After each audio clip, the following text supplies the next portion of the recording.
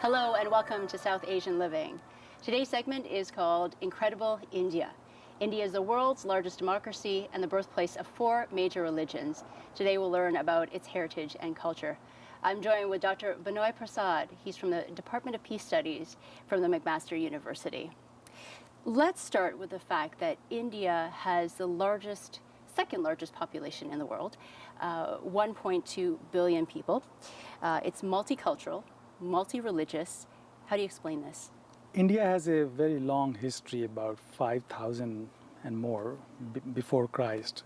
It has a long culture and heritage, and after that, it went through many phases of history, and then finally through Mughal and British period, it has come to acquire as a federal status, combining many states and units together.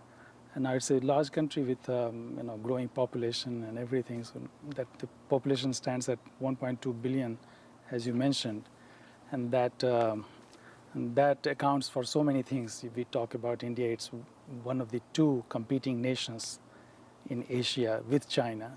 So in the Western world or in North America, whenever we mention about Asian tigers, we mention India and China, and these two countries are compared all the time in our circle here in North America.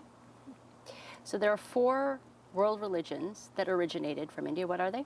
Four religions are Hinduism, then you have Buddhism, you can say Sikhism, Jainism. Buddhism and Jainism are almost contemporary, and then you had Sikhism. These four religions are worldwide religions. But India is also is a nurturing place for other religions. For example, Islam, Christianity, Zoroastrianism, Baha'i.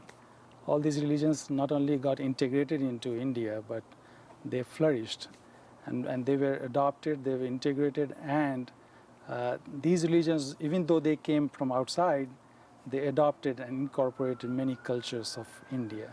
So you can very well identify, Indian Islam, for example, or Zoroastrianism or Baha'ism.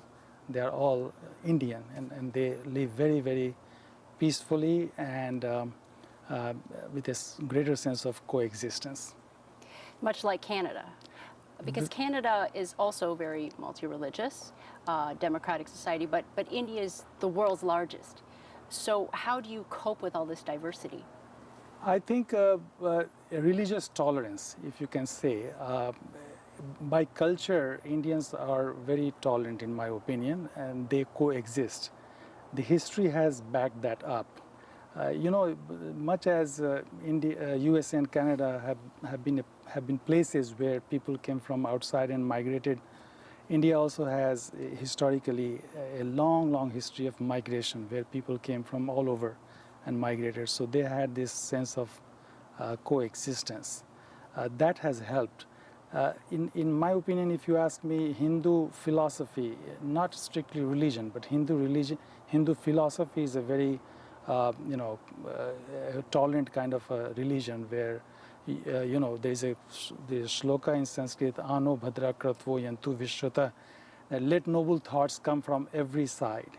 So they incorporated so many thoughts from everywhere, and that I think accounts for this peaceful living and prospering at the same time.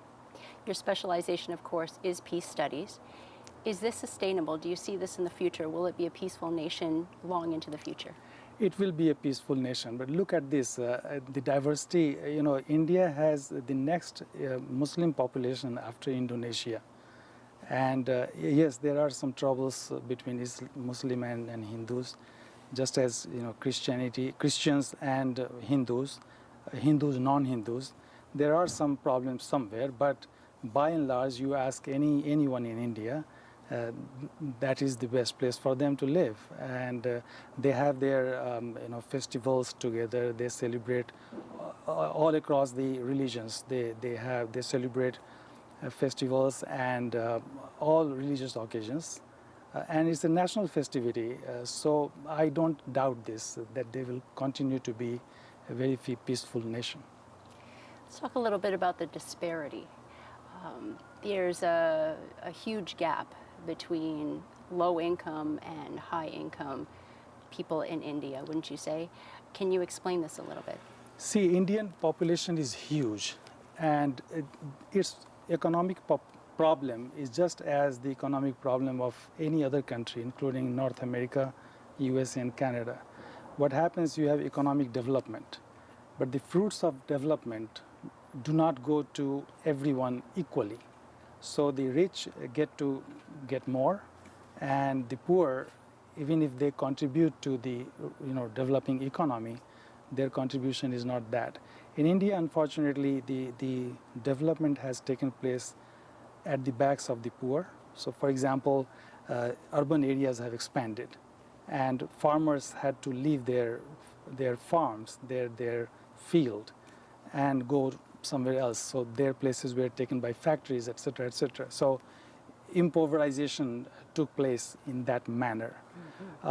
And I would say economic inequality developed because of that.